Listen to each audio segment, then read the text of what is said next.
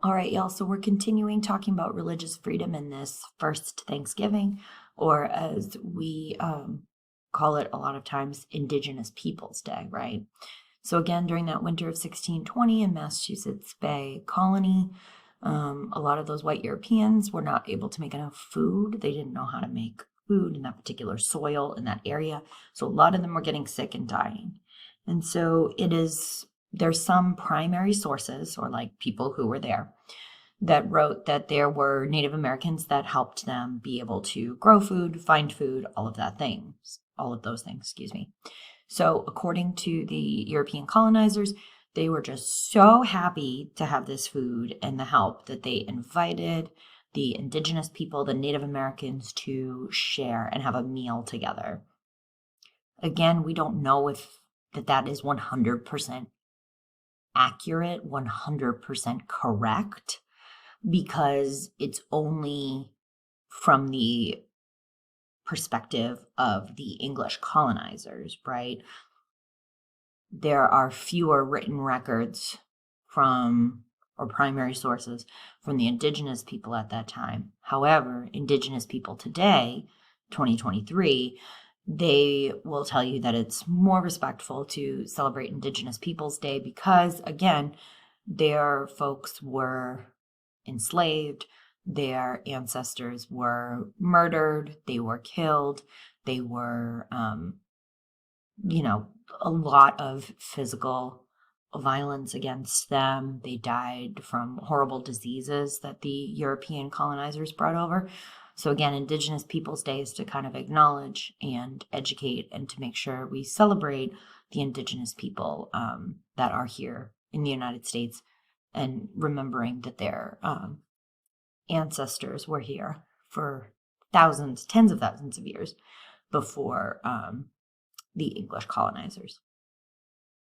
So again, those colonizers, the Puritans, right, that was kind of their religion. They practiced as like this pure version of Christianity. So yes, they were coming over to practice their religion, and we do have records of them setting up companies, right, because they wanted to make money. So by 1630, more than 1,000 of these English colonizers, these Puritans, came over, stole the land from Native Americans, and founded the city of Boston.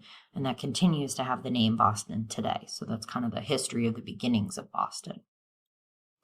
So again, looking at those colonies, right, we're going to specifically zoom in on New England, which includes Boston, right? If you look at the map, you can see Massachusetts, New Hampshire, Rhode Island, Connecticut. If you look, Massachusetts was kind of both these two areas. Today, the northern part is Maine. It's a separate state, but at the time it was part together. So again, this area was kind of like, these colonies were made up of the Puritans. It also included the first Jewish settlement in the United States, which was in Rhode Island. And the people that lived in this area of the East Coast of the USA today, they lived on small farms, and the type of government that they have was kind of town meetings. Everyone in the town would come together and meet. There wasn't like a mayor or a president or a queen or a king, right?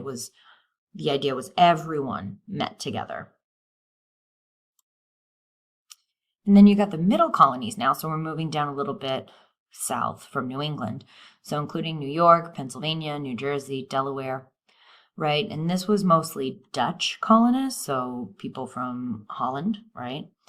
And they were coming over and founding New York. And so in 1644, the English colonizers took New York from the Dutch. So it had been a Dutch city, and now it was taken over by the English. And also of note is Quaker leader William Penn. That's where they got the colony and the name for Pennsylvania.